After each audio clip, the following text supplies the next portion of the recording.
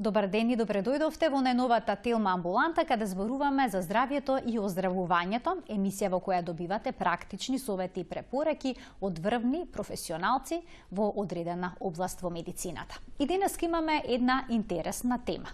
Секојдневно можеме да слушнеме како луѓето се жалат на болки во ребетот. Една од посложените состојби поврзана со болките во грбот е дискус хернијата. Што е тоа дискус хернија?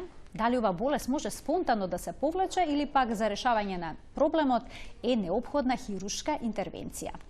Денеска гостин во студиото ни е почестуваниот професор доктор Миодраг Врчаковски, специјалист неврорадиолог од Невромедика. Добре ни дојдовте. Вие денеска ќе ни раскажете на приказната дискус херниите. Да ја почнам приказната со фактот дека навистина ми е многу пријатно во вашето студио и секогаш со огромно задоволство доаѓам. И нас ни огромно задоволство кога сте гостин во Телма амбуланта, бидејќи на вистина убав и сликовит начин можете на гледачите да им ја појасните оваа состојба. И сега често пати можеме да слушнеме дека некој има дискус хернија, но ретко кој може точно да опише за каков конкретен проблем со ребетот станува збор. Професоре, што е тоа дискус хернија и на кој дел од ребетот најчесто може да се појави? Па ќе ви кажам јасно и гласно. Дискус хернијата е една многу досадна, глупава, болна, генерално зборувајќи безопасна состојба, која и покрај се ова што го кажав, го хендикепира пациентот, го прави да биде депримиран, нерасположен, да не може да си ги врши нормалните функции, секогаш со некое незадоволство поради болката што ја чувствува, се однесува кон светот, почнувајќи од себе си, па и кон околината, а всушност се работи за, едноставно кажано, состојба која најчесто ја сретнуваме кај постари луѓе. Нашите дискуси се всушност еластични перничиња. Ова перниче овде што го гледате има убава функција да ги амортизира нашите движења, да не подпре, како што сега јас сум подпрем. Грбот ми е доста стабилен, со две перничиња, доволно е едно.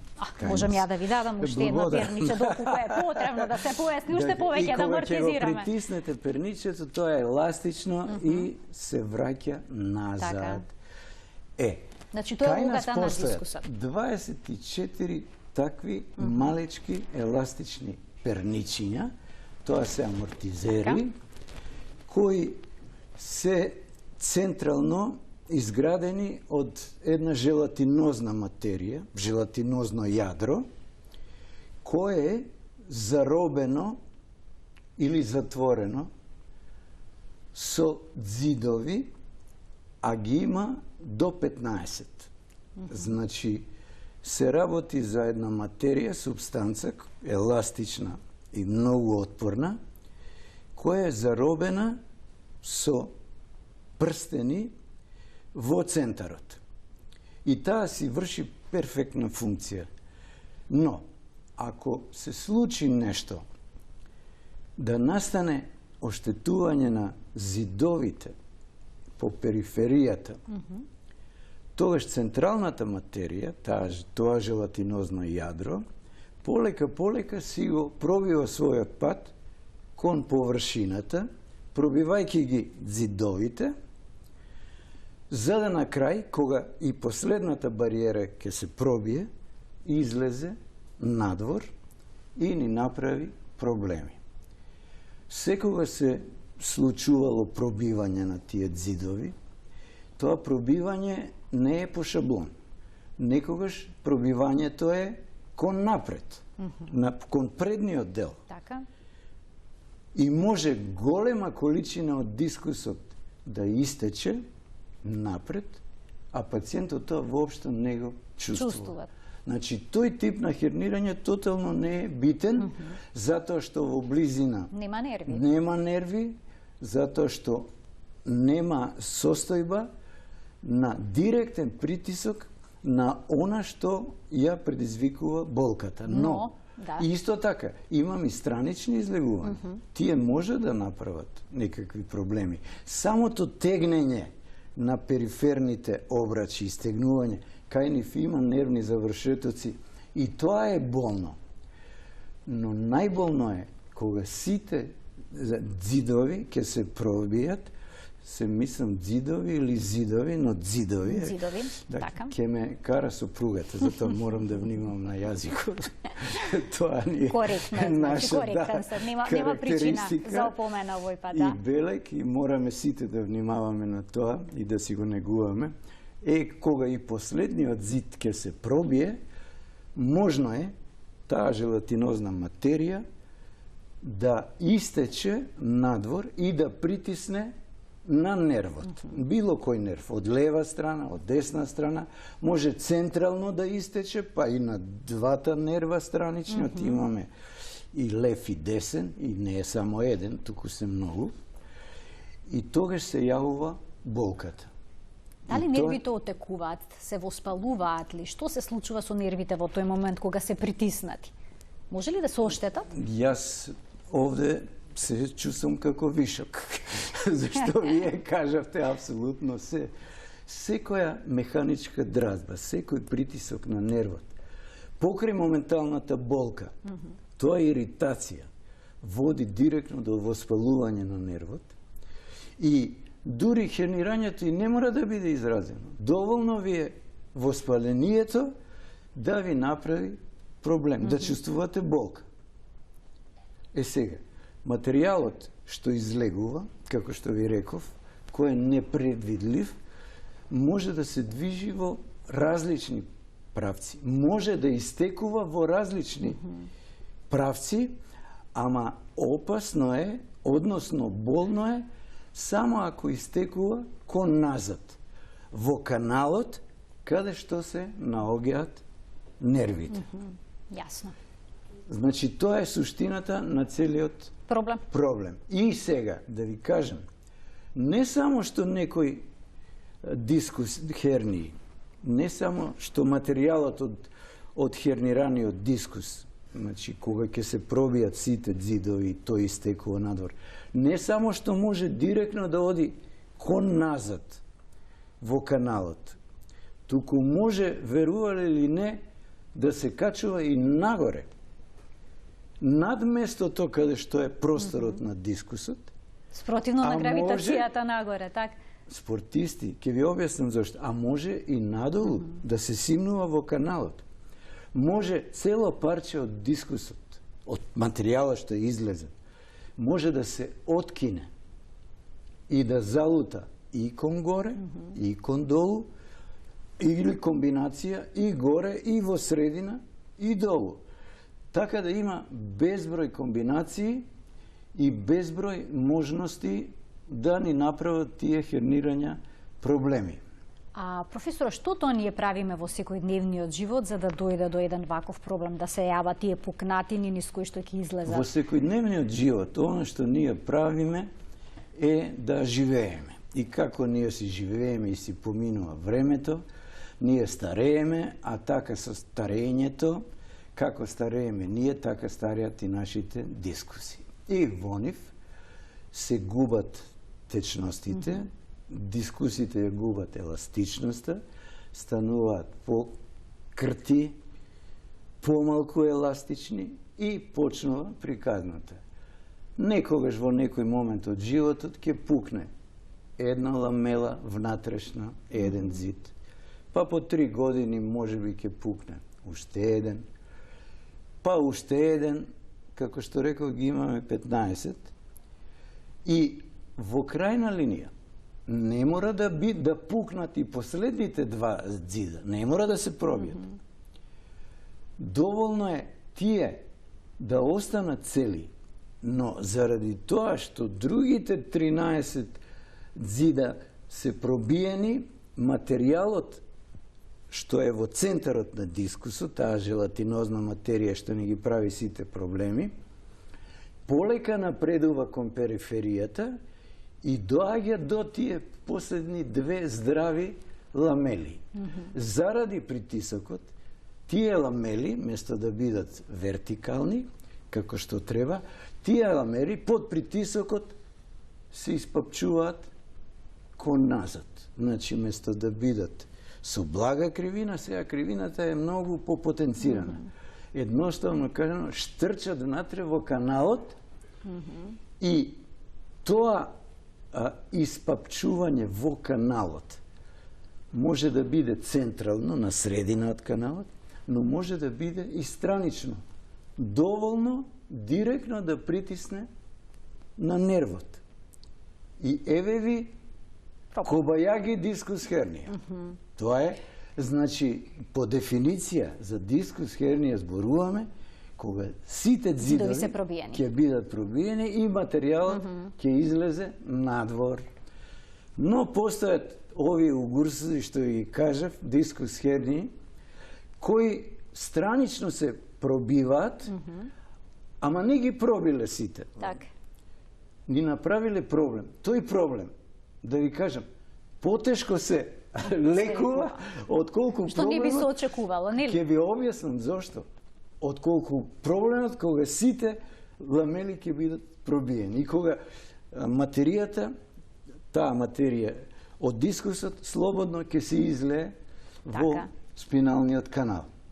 Тие што слободно се излеваат во каналниот канал и што ги пробиваат сите бариери, многу полесно спонтано се излекуваат отколку оние што не го пробиле што не би се очекувало. Ќе ви објаснам зошто. Ќе ни објасните зошто е тоа така. Имаме време. Секако, цел час имаме за разговор, да ги поканим и гледачите денеска да се вклучат во програма, доколку имаат прашање поврзано со денешната конкретна тема, дискус хернија, слободно може да се јават на телефонскиот број 3076 677. Одговори ќе даде почитуваниот професор доктор Миодраг Врчаковски, неврорадиолог од Неуромедика. Така е. Пред да преминеме на лекувањето, ајде да ни ги кажете првите знаци, првите симптоми што можат да ги забележат лицата кои што имаат дискус хернија. Како да се посомневаат дека имаат еден таков проблем? Чувствуваат ли трнење во нозете, не знам, во дланките, вратот, лицето? Има ли некои симптоми кои што укажуваат конкретно на дискус хернија? Најконкретниот, најдиректниот симптом е болката. Значи мора да почне проблемот со болка. Болката. Да ви кажам дека во текот на животот и при разни животни акции секогаш е можно хернирање, секогаш е можно оштетување, секогаш е можно едноставно пробивање на ламелите. Не мора, како што ви реков, комплетно да се пробијат. Но кога ќе се дојде до периферните ламели, тие веќе имаат нервни завршетоци. И тие веќе покажуваат елементи на болка, зашто, пазете, дискусите немаат нервни влакна, немаат нервни завршетоци. И ако нема нервен завршеток, како може дискусот да боли? Не може да боли. Тој може да боли само ако се доближи до некои структури што имаат такви нервни завршетоци. Исто така, дискусите немаат крвни садови. Тие не се хранат преку артериите, немаат одводи преку вените. Тие се хранат со дифузија, преку прешленските тела. Нивни хранители се прешлените. Еден прешлен од озгора, другиот прешлен од оздола, во средината е дискусот и се врши размена на материи. Штетните се одведуваат, нови материи, хранливи доаѓаат, така се одржува животот на еден дискус.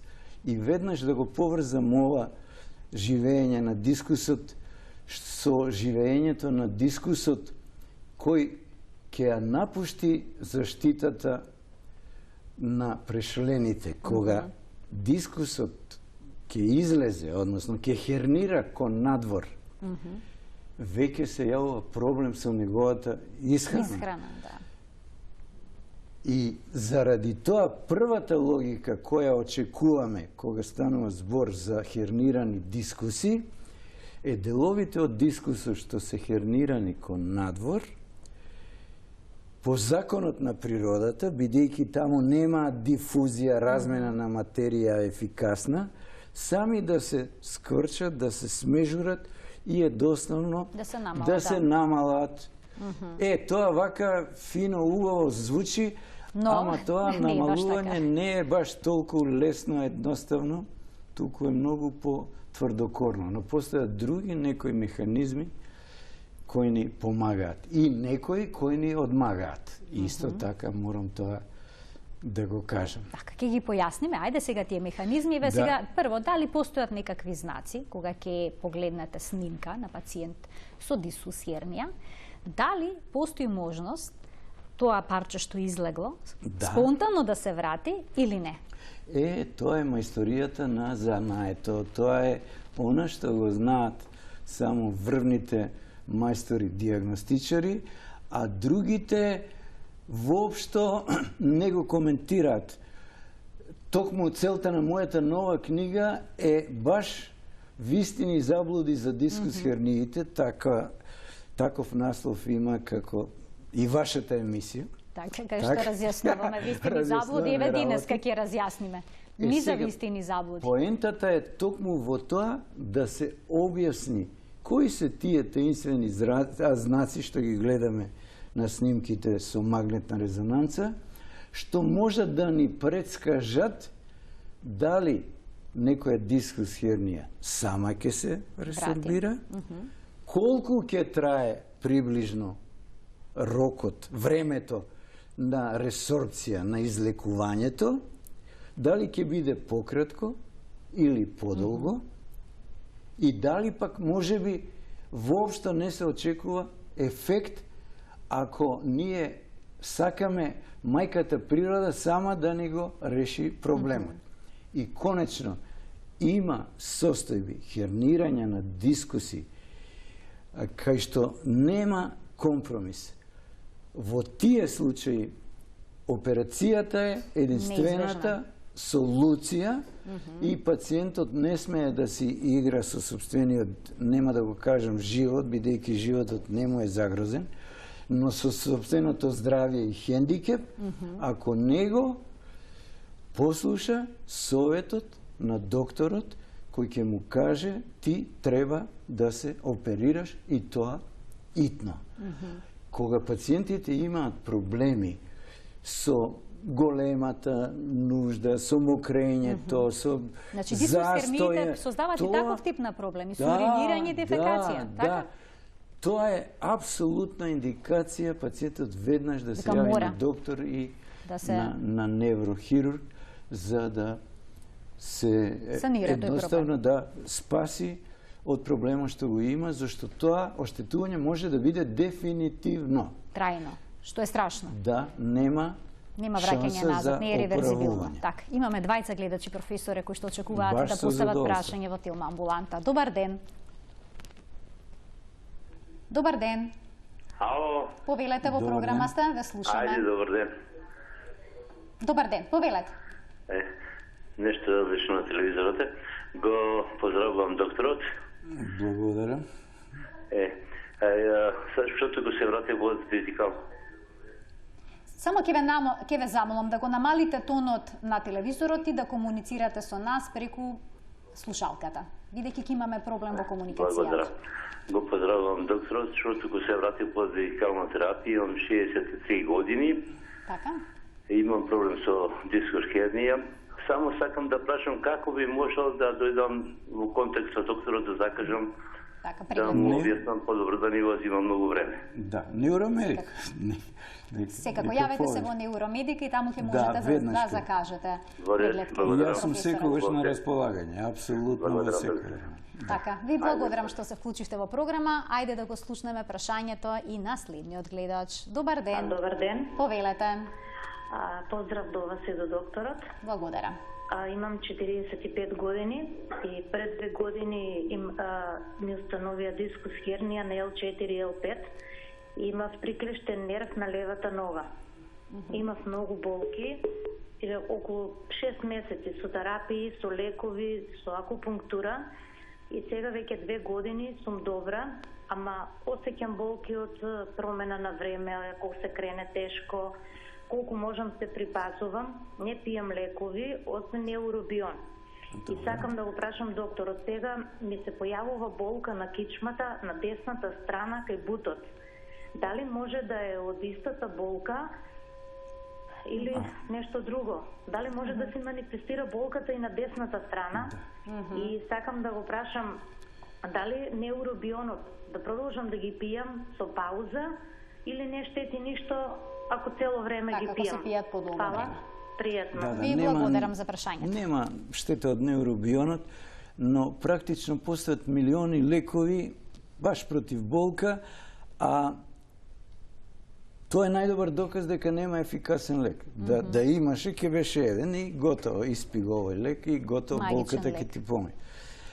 Значи, дискус херниите се невидени, тоа народски ќе се изразам и безобразно, невидени угурсузи. Тие чуда можат да прават. Прво, и пациентката кажа дека имала проблеми со левата страна, болка во левата нога, а сега ми вели дека има болка и од десната. Многу често се случува, и тоа јас можам баш најодговорно да ви го потврдам, бидејќи ова што ви го зборувам не се должи на некои прочитани книги и теории, се должи апсолутно на моето лично искуство и случаи што јас сум ги имал. Значи, можно е да настане дискус хернија, да излезе материјалот на левата страна, да го притисне било кој нерв од левата страна и пациентката да има болки. И сега веќе јас можам да ги реконструирам настаните што се случувале. Со време, таа дискус хернија, што била од лева страна, пред се благодарејќи на мајката природа, која најдобро ги лечи дискус херниите, ќе ви објаснам и зошто, која спонтано ајде да не кажем се повлекла, спонтално се излекувала. Ако сакате да ви кажам зошто се излекувала, ќе ви кажам, но да одговорам на вториот дел од прашањето. А потоа ќе се навратиме на мајката природа. Тоа излекува, и вие ќе ме подсетите, оти професори, знаете, мислиме на многу работи, па се заборава понекогаш одговор. Значи, тоа излекување може да биде комплетно. Значи, дискусот да се повлече, едноставно хернијата да се излекува, пукнатината што настанала, оти рековме дека пукнатината е проблем, преку неа тоа излезната врата на дискус хернијата, може во неа да се создаде лузна. И тоа е излекување. Ама тоа не ни гарантира дека во било кое време во иднина во некој друг правец нема да настане пукнатина и излегување на дискусот.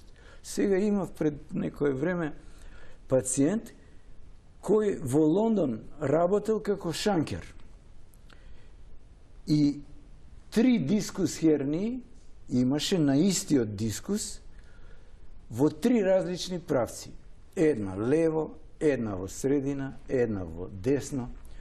Значи, и тоа не во континуитет. Прво пукнала една во лево, па потоа во десно, па во средина, и се кумулирале тие. Не е излечена првата, втората само што се појавила, третата е глобална, повеќе испопчување на дискус. И така, тоа е она што не прави несрекни, зашто не можеме да предвидиме кога таа дискус хернија повторно ќе се појави. Освен, ако не водиме многу строга сметка, многу внимание, не посветиме на ритмот на живеењето, на акциите што треба да ги правиме, на стратегијата како да креваме работи. Еве да ви кажам мене, што ми се случи пред 10 дена, бевме малку на одмор и требаше да го ставам куферот во ова. Па се случува. Јас извинувам, ова е аларм, значи не е телефонски повик, бидејќи го исклучив во ваше присуство. И во еден момент, бидејќи пред багажникот имав уште некои други работи ставено, па дистанцата беше малку поголема, куферот со еден замав да го пролетам преку овие работи и цк, и осетив болка од тотална и глупава непромисленост. Така пукаат дискусите. Така пукаат всушност обрачите тие. Значи треба да се внимава многу на кревањето. За среќа јас ја знам стратегијата, знаев точно што треба да направам и готово, толку 2 дена траеше и болката престана. Значи може со превенција да не се дозволи процесот да продолжи од еден ѕид пробива и друг и трет и етети вистинска дискус хернија. Значи мора да имате, кога имате дискус хернија, животна стратегија. Како да кревате тежина? Вика, не смеам да кревам ништо. Глобално кажано, да, тоа е дефиниција. Не смеам да кревам ништо тешко. Ама можам да кренам ако имам стратегија. Таква стратегија да направам оптоварувањето на рбетот да биде минимално, оптоварувањето на дискусите минимално. Морам ли со една рака да кревам? А тежок куфер? Не. Можам да го кревам на средина, со двете раце, можам со клекнат да бидам, вака и на колената да ги оптоварам повеќе отколку рбетот и на тој начин ќе си ја завршам. Еден одличен совет. Што значи превенција при кревање на тежок товар? На личен пример. Така, преку личен пример. Професор, имаме двајца гледачи на линија, па ќе продолжиме потоа. Потсетете ми како се лекуваат дискусиите сами. Тоа е секако. Тоа е следното прашање. Добар ден. Само да го слушаме прво прашањето од гледачот. Повелете, во програма сте. Тоа е следното прашање. Добар ден. Јас само ќе ве замолам да го намалите тонот на телевизорот за да можеме да се слушнеме. Ало? Ве слушаме? Јас сум во програма? Да, во програма сте. Па вака, да ве поздравам професорот и вас, и во ден ви посакувам. Докторот го спомнува така сликовито како сето тоа може да се направи, но по некој пат се правиме ние херои, па се случува тоа што не ни се случува. Хероите први страдаат. Така е. Да преминам на главното, ме интересира во врска со вратната дискус хернија и торакалната и лумбалната. Каква поврзаност има, какви проблеми може од нејзе да... Конкретно јас имам во вратната, но сеќавам проблеми и во торакалниот и во лумбалниот дел. Не сум правил магнетна, со магнетна детектирана ми е вратната, само од C4 до C7. И сега правив и EMG, има некоја слава одременост на нервите во дланките. Сега би го сакал да го прашам докторот што може да прави проблеми на дискус хернијата во смисол на одредени проблеми на организмот, на други органи, како може да се третира лечењето, дали со екстензија може нешто да се подобри, со физикална терапија и на колку временски период може да се прават и исследувања да се види како прогресира и до каде оди сета ситуација и дали вратната дискус хернија може да предизвикува главоболки и вртоглавици во вид на мигрени. Така, ви благодарам за вклучувањето во програма, навистина неколку интересни прашања. Да. Бојата на гласот и начинот на кој беше кажено себе ова ми дава за право да заклучам дека се работи за пријатен пациент кој нема некои посебни сериозни болки, туку болките се подносливи и едноставно тој може да продолжи со нормалните активности, но од време на време, еве, може би има вртоглавица, може би има некои трнења на рацете, на прстите, како и да е, едно друго прашање одовде произлегува од цело ова што го слушнав. Како е можно на 3 локации човек да има проблем? Вратниот дел, па торакалниот, па лумбалниот. Дали може ова да се објасни на начин со некакво кревање на тежина, па не може, зашто ако е кревање на тежина, се знае, најчесто страда лумбалниот сегмент од дрветот. Проблемот е исто така преголема тежина на пациентите, прекумерна консумација на храна, па ако тежината на телото е над дозволеното, тоа е провокативен фактор да се јават дискус херни и нашите дискуси не се предвидени да носат тежина од 130-160 килограми. Тоа е веќе природно оптоварување и со време кога и да е може да настане дискус хернија. Да не должам многу, што ми е процесот глобален. И вратно, цервикално, и торакално, и лумбално, веќе гледаме дека тука станува збор за глобално заболување. Најчесто она што прави глобални заболувања, а не е сериозно, тоа е старењето, времето, годините. Како што ви реков, со години едноставно се случуваат такви дегенерации, па се јавуваат остеофити, шилци на прешленските тела, тие може да бидат и напред и назад, па се јавуваат и во торакалниот сегмент, и во лумбалниот. Уште ова сакам да ви го кажам пред да продолжам. Тие проклети шилци што исто така се болни и ни прават проблеми, се пред се резултат на неактивност на пациенти. Јас се надевам дека ќе имаме време да проговориме и за важноста од вежбањето, но претходно да го вклучиме гледачот. Имаме уште еден гледач од чека на линија. Добар ден. Да. Повелете. Дали се слушаме? Да. Добар ден, во програма сте. Не можеме да го вклучиме и ве добивам знак дека треба да пуштиме еден краток рекламен блок, а веднаш потоа продолжуваме со денешниот разговор. Рекламите ми се најомилени, да знаете. Еден краток одмор, омилен за професорот Врчаковски.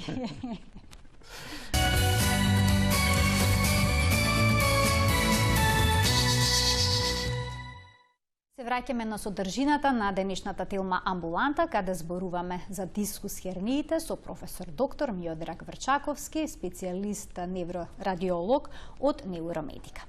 Професоре, како е можно сами од себе да се санираат овие проблеми? Ја споменавте неколку пати мајката природа. Мајката природа е таа која навистина може да направи чуда. Факт е дека при дискус хернија, односно при дискус хернии, кога материјалот слободно се излива во спиналниот канал, во рабетниот канал, материјалот на организмот му делува како страно тело. Одбранбените сили го препознаваат како интрудер, како натрапник, кој им влегол во нивната територија и веднаш се мобилизираат и активираат да го ограничат, односно да го неутрализираат. При излегувањето на материјалот, прво вие и сами рековте дали постои некое воспаление, иритација на нервот. Се случува воспалителен процес, тоа е во некоја рака и хемиска реакција, зашто ткивото доаѓа, односно материјалот таму кај што не му е место и ја иритира околината, и веднаш одбранбените сили на организмот, тоа се макрофагите, кели специјализирани за расчистување на таквите состојби, кои имаат мокни протеолитички ензими, кои можат да ги разложуваат материите. И тоа не е еден. протеолитички ензим, туку цела палета, 23, 24 специализирани за разни делови од дискусот. Некогаш излегува само желатинозната материја. И за тоа има специјалисти кои само неа ја напаѓаат.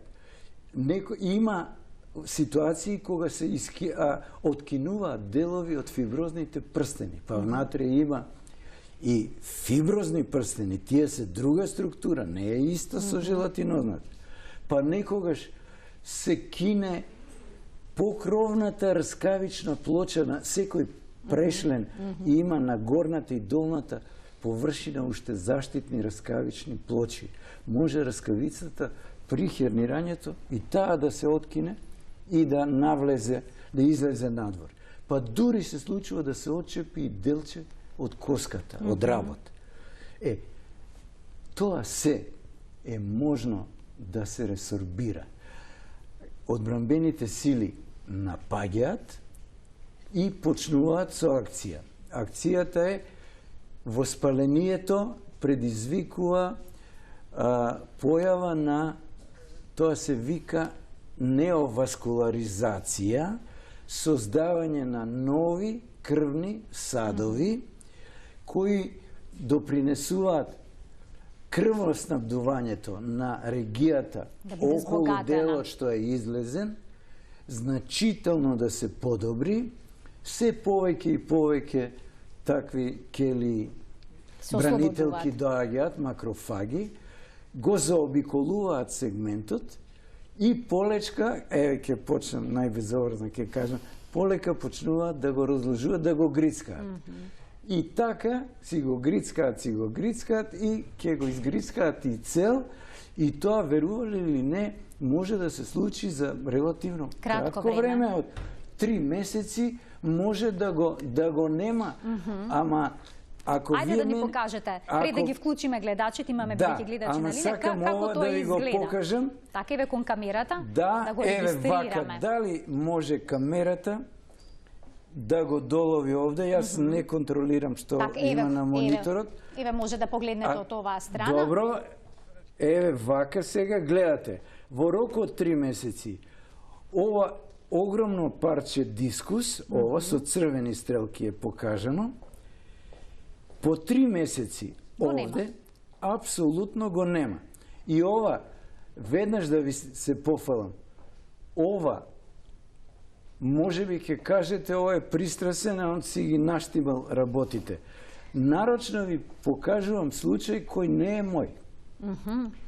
Тоа е случај на мој драг колега од 8 септември, еве Диме, ќе го спомнам, да му дадам признание, и вели: професоре, видете го ова чудо невидено.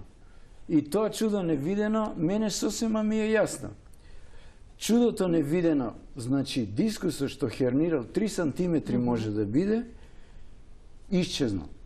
Го уништиле. Самото тело всушност си го санирал проблемот. Ама во исто време гледам нешто што друг веројатно не би го ниту забележал. Уште сме на... се уште еве.